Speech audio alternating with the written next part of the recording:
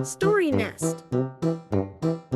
In a snug little cottage nestled among rolling, mossy hills lived a fluffy brown bear cub named Benny and a woolly white lambkin named Lily.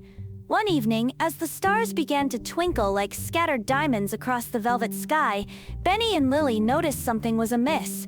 The moon, usually a big glowing pearl, was nowhere to be seen, and the night felt strangely dim and quiet. "The moonlight, it's gone," Benny whispered, his little bare nose twitching with concern.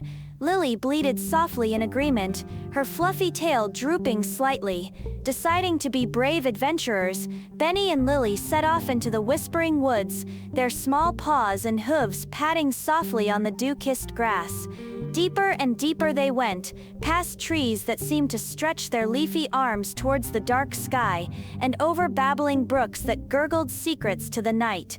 Suddenly, they heard a soft whimpering sound coming from behind a giant, glowing mushroom. Peeking cautiously, they saw a little firefly, its light flickering sadly.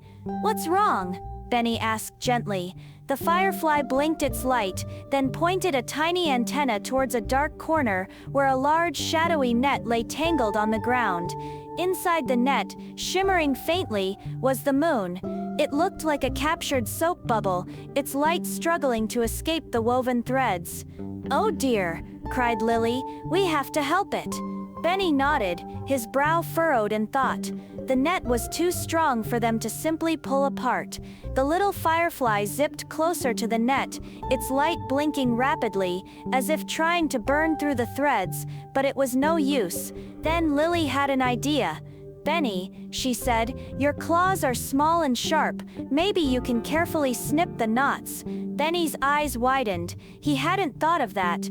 Carefully, he reached out a paw and began to gently nibble and snip at the tightly woven knots of the net.